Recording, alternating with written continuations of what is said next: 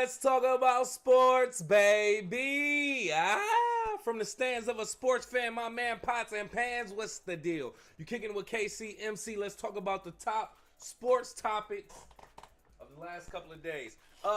Breaking news, Bradley Beal finally got up out of the Phoenix Suns, by the way. Big news coming out of the NBA as of right now. Bradley Beal has had his contract bought out by the Clippers. Looks like he's agreeing to a 2-year, $11 million deal. Finally, getting his black ass up out of Phoenix Suns.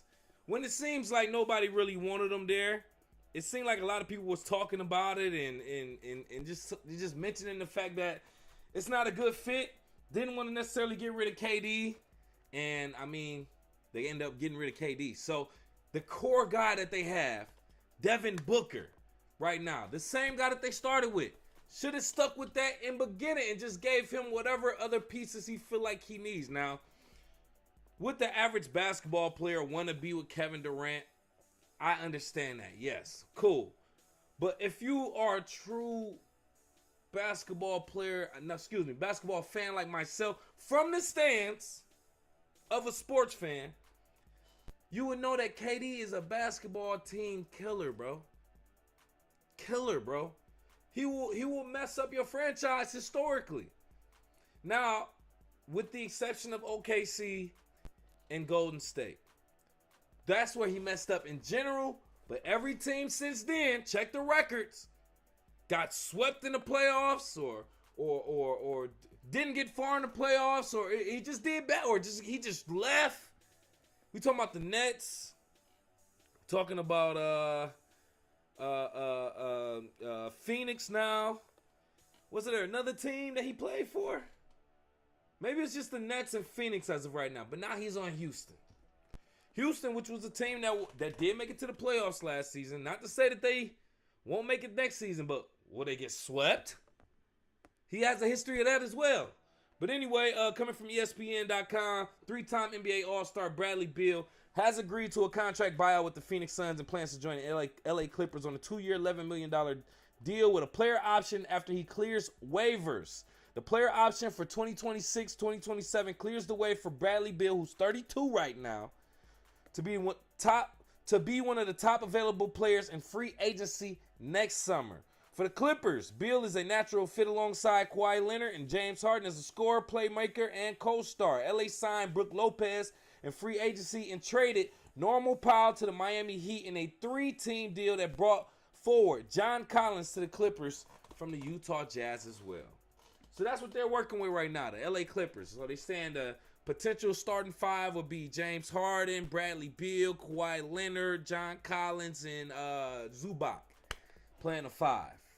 Now listen, I don't want to put that KD stuff on Bradley Beal, but that deal in Phoenix, that team in Phoenix was so bad, bro.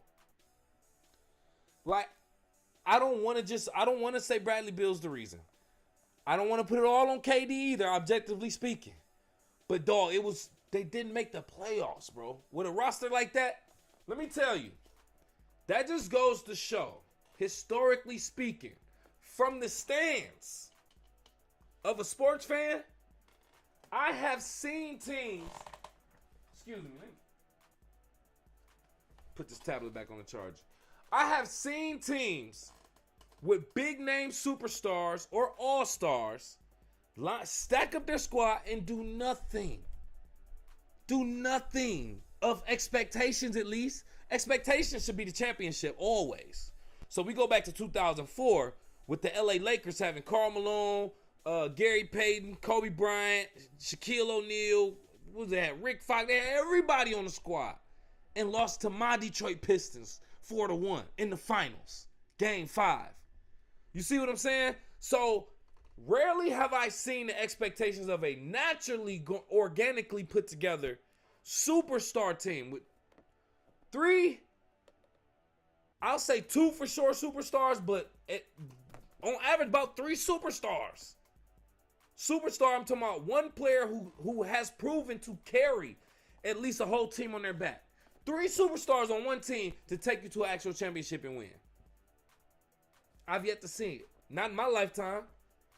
Let me know if I'm wrong. And hell, we're going to define superstars around here. So I'm saying all that to say, Bradley Beal, congratulations getting out of your deal with the Phoenix Suns. I think this is good for Phoenix. Even though they wasted a lot of time, a lot of money, a lot of energy, a lot of trades, players, it is what it is. They got to kind of start from scratch with Devin Booker and let him work with whatever he got. With Bradley Beal in the LA Clippers, I don't know what to expect. Everybody, for the most part, over there in their 30s, at least in the starting five, 32 and up. I don't know, man. I have no. Now they did better than I anticipated. The Clippers, they did better than anticipated last season in the playoffs. I will say that, getting to round 2, if I'm not mistaken, and getting put out by Denver. But is Bradley Beal the answer? Is he what they needed? A lot of people say Bradley Beal is just the Paul George. He's just a replacement for Paul George. Basically the same player, injury-wise and all. I don't know if I'm going to agree with that. I can't say that, man. But let me know what you think, though. Go off in the live chat in the comments or call into the show. 313-466-4386. Yeah, man. Bradley Beal to the LA Clippers. Big deal or no? Is he going to make a big deal for the Clippers? We're going to talk about that. But let me know what you think. This next topic right here, I got to charge my tablet. But nonetheless, we still going to talk about it. So, this one, you see the big dog right here? Shaq has some words for RG3, who's going back and forth with Angel Reese, by the way. About to pull up the story right now. This is actually coming from HuffPost.com. Shaquille O'Neal wasn't having it with ex-NFL quarterback Robert Griffin III on Tuesday after he recently took to social media to amplify a racist edit of WNBA star Angel Reese's cover for the NBA 2K video game series. I actually showed the NBA 2K series, the actual one with Angel Reese, yesterday on my show. You can go back and check that out. RG3, quote, RG3, tweet another monkey post about my girl Angel Reese and I'm going to punch you in your effing face, end quote.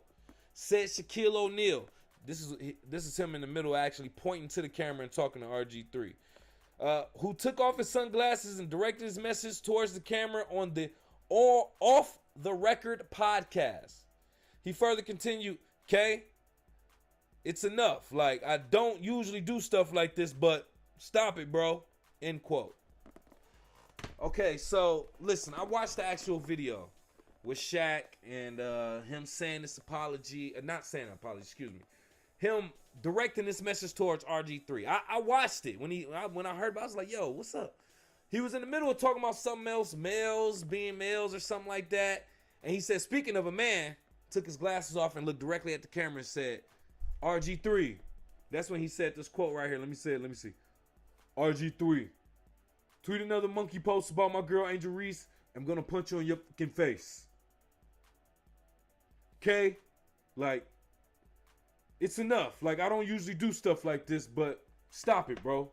End quote. Then he said something like, you know, whatever, and then he said, all right, go continue. And then he put his sunglasses on. This is what I think. I think once he got, and I'm so glad I got this quote in here. It's an actual quote.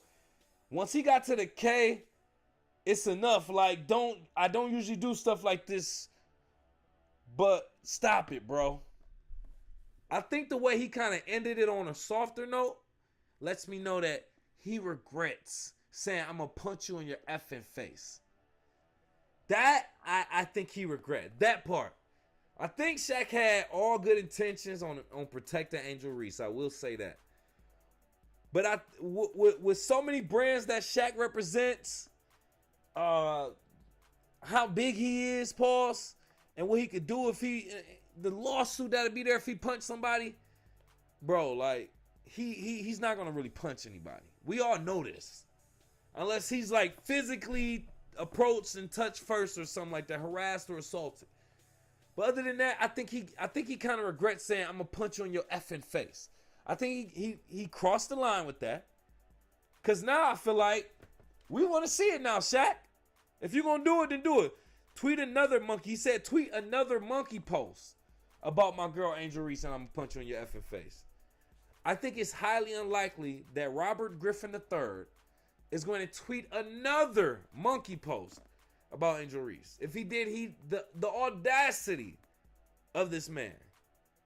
I will actually say you, I ain't gonna say you had a right to, but I would be interested to see you actually back those words up, Shaq, if he does that again. Which would not happen. But with that being said, Shaq, I think you actually regret saying I'll punch you in your effing face. I'm gonna be honest with you, bro. Now, if you still to this day say, yeah, I stand on it, if he tweeted again, I'll do it. Like I said, it's highly unlikely that Robert Griffin III, I'm not calling you RG3 no more, Robert Griffin III would do that again.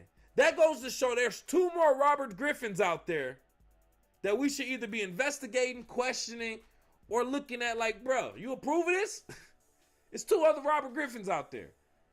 But anyway, yeah, Robert Griffin, Bob, yo, you super lame. I just wanted to speak my piece on that. Super lame, fam.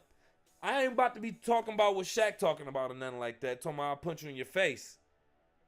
But bro, I wouldn't be surprised. I mean, if the universe, something happened. That's all I'll say. But listen, I also want to say this. I wouldn't be surprised if he got hired. He did get fired by ESPN. I wouldn't be surprised if he got hired again. Found his way into a job with ESPN. Or some other major platform just off of what he just said to a black woman. I don't agree with it. But I wouldn't be surprised because they would support a man that would run with that agenda and or narrative. He knew what he was doing by reposting that and trying to say what he said, even though he brought up his beef with Angel Reese at the time. Super lame, Robert Griffin.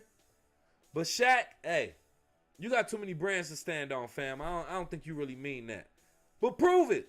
Shaq, if you stand on it, let's encourage Robert Griffin III to do it again. So I want to see Shaq punch him in his effing face. Let me know what you think. Go off in the live chat in the comments. Call into the show 313-466-4386. I'm being extra, man. I hope you know I'm being extra, but I love this. We just having fun.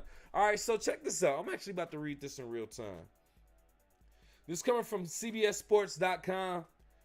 When it comes to rookie contracts in the NFL, there isn't usually too much negotiation involved. Thanks to the collective bargaining agreement from 2011, every draft contract is essentially slotted due to the rookie wage scale, which means each player knows how much they're going to make as soon as they get drafted. What this means is that negotiating a rookie contract shouldn't be that difficult. Well, unless you're the Cincinnati Bengals.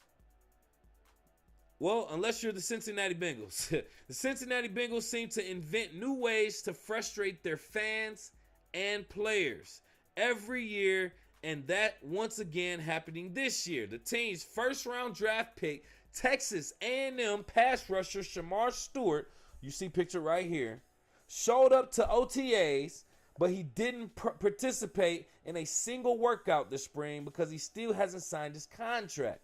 He also showed up for the first 2 days of minicamp during a whirlwind 48 hours where he watched practice before abruptly leaving prior to Thursday's final session of camp. He didn't do any on-field activity during those 48 hours, but he did make time to complain about Cincinnati's front office, which seems to be a theme for Bengals players this offseason. We know this isn't about money. Both sides know that Stewart will be signing a 4-year, $18.94 million rookie contract that's fully guaranteed. Didn't know that. The 17th overall pick in the 2025 NFL Draft was complaining because the Bengals threw a curveball in their contract negotiations with him by adding new language to his deal that the Bengals didn't use with their past 2 first-round picks. The team essentially wants to add a default clause, according to former NFL team executive Andrew Brandt. This would allow the Bengals to void future guarantees if he were to get into any trouble. This could be a suspension for on-field conduct, off-field conduct, an arrest, or anything else the Bengals can think of. Normally, a first-round pick gets a fully guaranteed 4-year contract, but this will give the Bengals some wiggle room to potentially get out of that if he were to get into trouble at any point during his 4-year deal. Damn! there's a lot to unpack there. Now in real time, I got to see. Does Shamar Stewart have a history of crime or something like that? Because what is the deal? Like, I mean, I get it. Actually, as a black man, I get it. Anything can happen and you can get arrested. And then there you go, not having your millions of dollars. You can get accused. You can be riding with somebody. You could be saying something that you know is your rights and deal with an officer who's having a bad day or just don't want to hear that from you and decide to arrest you. Now, you can go through the legal proceedings and then get released and then found innocent and be good. But the fact that you got arrested and you got in trouble, that could be potential breach of contract and get the Cincinnati Bengals out of a deal. Now, let me see. I want to see if there's any history of him having any trouble, which I'm not seeing so far. No history of, not that I'm just on Wikipedia right now. I will say that, a source I don't normally find as a credible source, but they give you the quick little rundown. Yeah, this is interesting. So with that being said, they're basically saying he has the potential to go back to school, Texas A&M. Let's continue. The first part is, yes, NCAA rules will prevent a return now that Shamar has been drafted, but many NCAA rules have failed under the weight of the federal antitrust laws. This is coming from NBCSports.com, by the way. Why shouldn't a player who has never taken an NFL paycheck or signed an NFL contract be prevented from going back to school?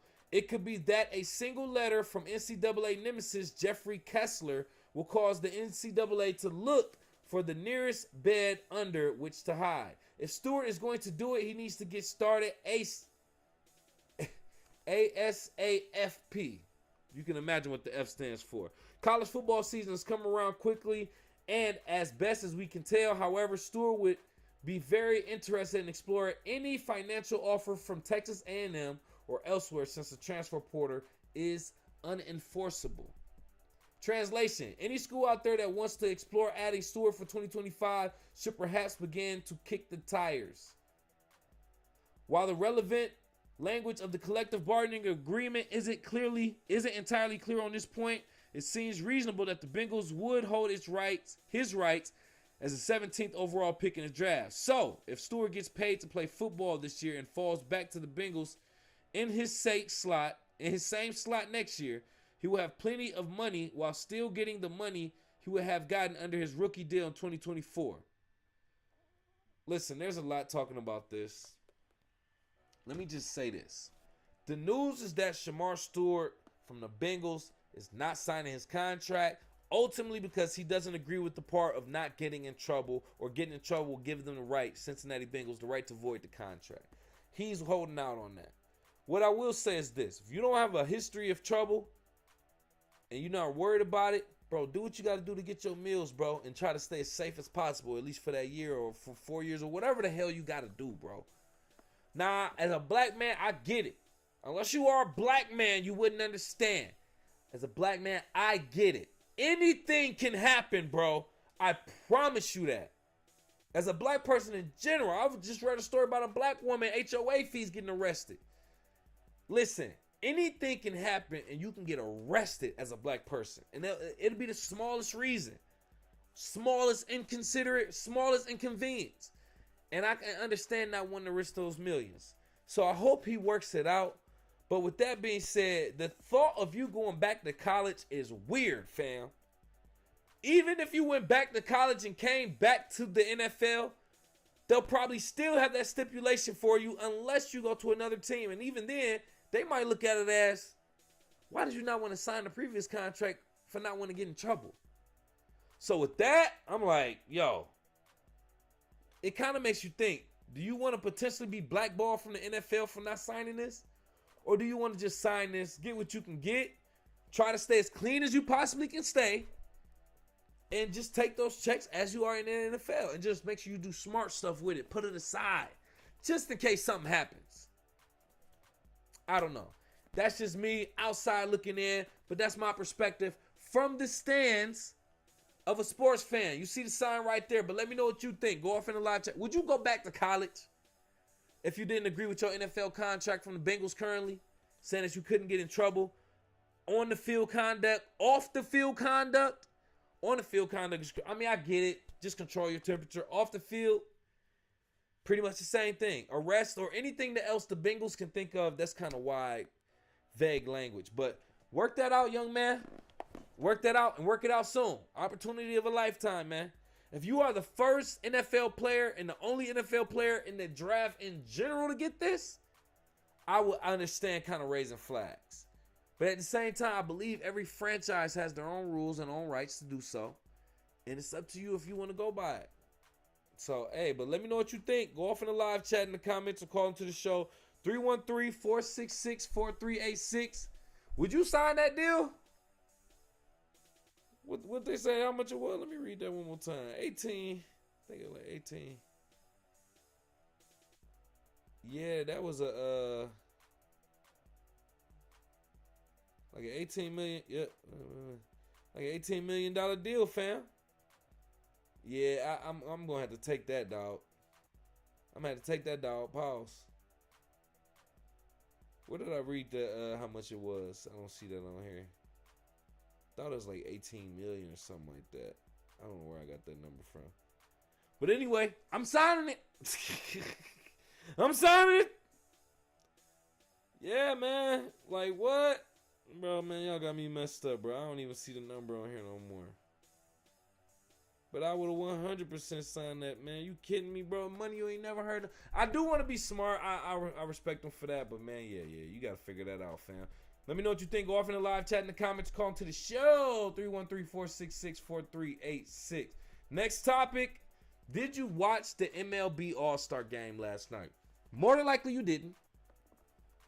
But let me just talk about this with that being said, man. Last night they gave a, this coming from Fox 5, Atlanta.com, by the way. Major League Baseball paid tribute to one of its greatest legends on Tuesday night with a high-tech, emotionally charged tribute paying homage to Hall of Famer Hank Aaron during the 2025 All-Star Game at Truist Park.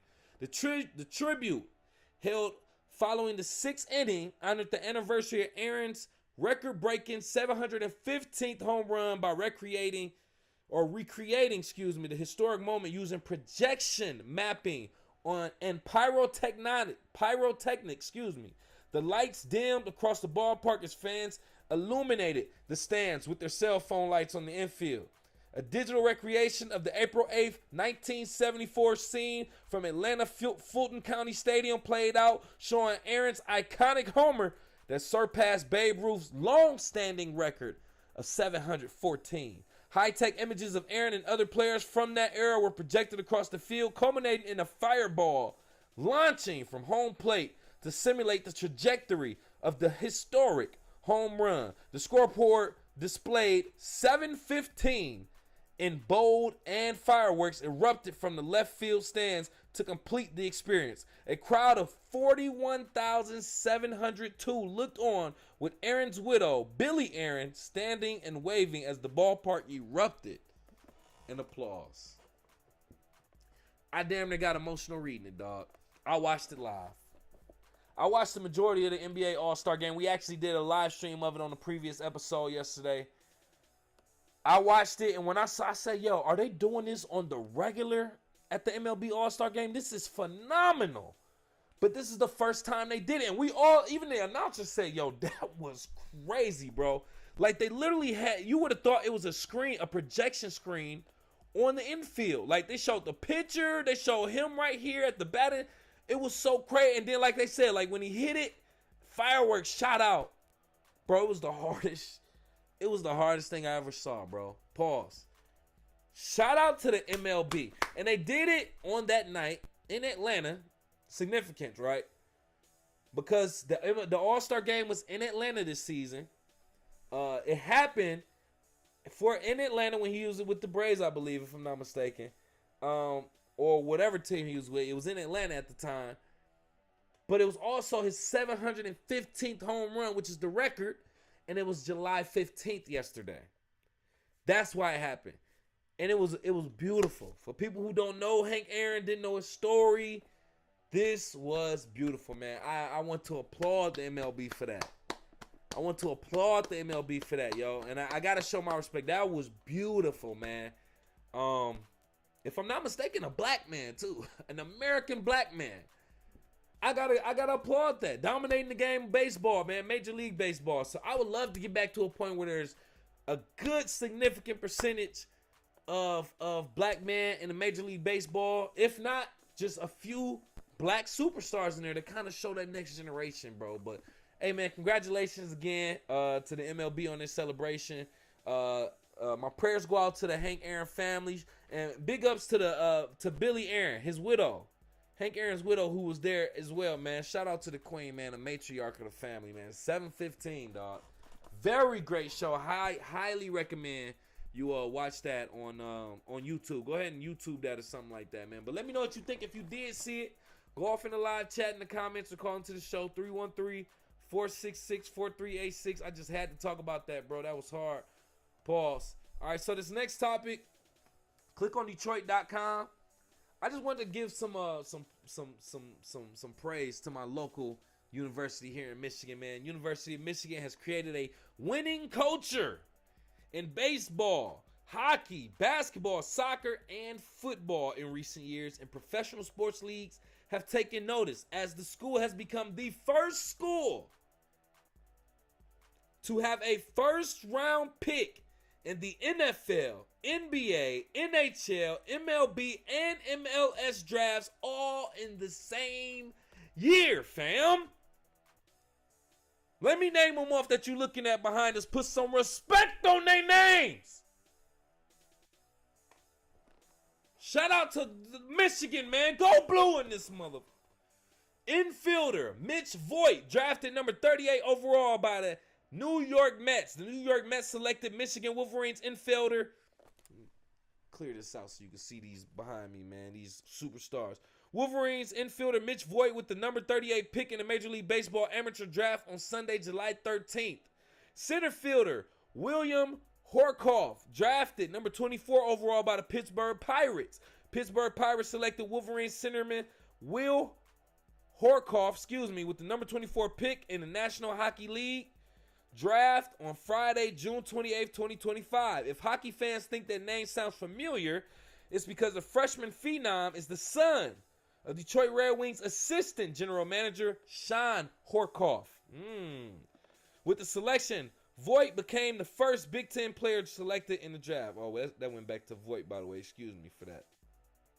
Forward, Danny Wolf, drafted number 27 overall by the Brooklyn Nets. Brooklyn Nets selected Wolverine star forward Danny Wolf with the number 27 pick in the NBA draft on June 25th, 2025. Wolf had a tremendous season for the Wolverines, leading them to a Big Ten tournament championship and a trip to the Sweet 16, where they fell to the Final Four contenders, the Auburn Tigers. I remember that too.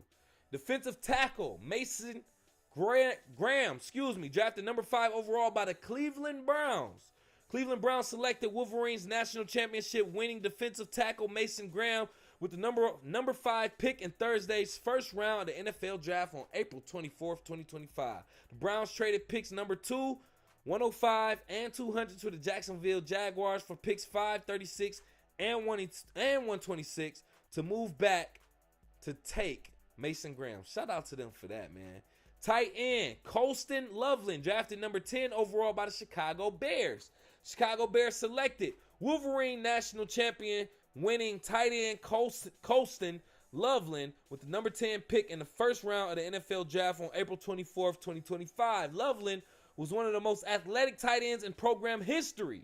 Sometimes he liked to play outside as a wide receiver and route up opposing teams' best cornerbacks. Defensive tackle Kenneth Grant, drafted number 13 overall by the Miami Dolphins. The Miami Dolphins selected Wolverines national championship winning defensive tackle Kenneth Grant with the number 13 pick in the first round of the NFL draft to April 24th, 2025. And last but definitely not least, midfielder Jason Bucknor, Drafted number 20 overall by the Los Angeles Galaxy. LA Galaxy selected Michigan soccer student athlete Jason Bucknor with the number 20 pick in the first round of the 2025 MLS Super Draft on December 20th, 2024. So shout out to Michigan, man. U of M. University of Michigan, put some respect on the Wolverine's name. Now, I've always known Michigan and Michigan State to be one of the few schools in the nation that's actually have a prominent and dominant football and basketball program. Two programs at any university, which usually draws the most income for that entire university. So for those teams to be successful means usually you have a pretty good university. With that being said, I've known both universities, Michigan and Michigan State, to have good squads, basketball and football wise. But to know that Michigan is doing good in soccer, hockey, baseball as well, come on, man. Shout out to my squad. Shout out to the program, Michigan. My brother went there. Friends went there. A couple other people I know went there. That's all we'll say about that, man. But, hey, just want to show some love to Michigan, man. If you're a hater, go ahead and put that in the chat, man. Let me know how much you do not like Michigan. Or go ahead and get some love and some respect to Michigan, man. Let me know what you think. Go off in the live chat in the comments. Call into the show, 313-466-4386. Why I got that lined up like that? Let's go ahead and talk about it, though. Canelo versus Crawford. Happening September 13, 2025 on Netflix. Canelo Alvarez and Terrence Crawford clashing in mega fight for boxing's unified super middleweight crown, live from Allegiant Stadium in Las Vegas, Nevada. Big fight. I'm happy that it's happening on Netflix. I've been watching a few fights on Netflix lately, and I like that they have it because I have a Netflix subscription already included in my T-Mobile account. Shout out to T-Mobile. And I get to watch this with no pay-per-view, no extra subscription, no nothing. I love this, bro. This is a big fight, and I get to watch it. Watch it live, do a live stream or whatever the case may be. So listen, we're going to be doing this. Let me just go ahead. I'm going for Bud. I'm going for the black guy. I ain't making it about race because I have rooted for Canelo before on some real stuff. But I like Bud, bro. I actually love Canelo, too. I'm actually hoping for a really good fight. To be honest with you, I don't care who wins. I want somebody to get knocked out. I don't want it to go the distance. I want somebody to get knocked out. If Bud get knocked out, so be it. Shout out to Canelo, bro. I'm all for it. Because I actually like Canelo as a fighter. But in this fight, I got to go with Bud, bro. Bud just I like his laid-back demeanor. And he not scared to get up in there, fam. Pause. So I'm hoping for a real good fight, bro. Oh, I can't wait. September 13th, 2025. Who you got? F all that extra stuff. Who you got? Go off in the live chat in the comments or call into the show. 313-466-4386. That's pretty much all we're going to do as far as the show right now. We're going to go ahead and wrap it up and get up out of here. Appreciate you for kicking it with KC MC from the stands of a sports fan. You see it right there. I know you see it. Do me a favor, if you got this far in the video, hit that like button. We're going to need that. Hit that subscribe button as well. And hit that share button so you can tell a friend and tell a friend. We appreciate that as well. I got my cash out right there if you want to donate to the show. Give me a better camera, a couple more lights, some light bulbs. Like, you know what I'm saying? Just help a brother out. We appreciate that. Cash out right there below, but we ain't begging. Never that, but I do want you to hit that like button on your way out, man. Other than that, man, appreciate you. Tell a friend and tell a friend. We up out of here.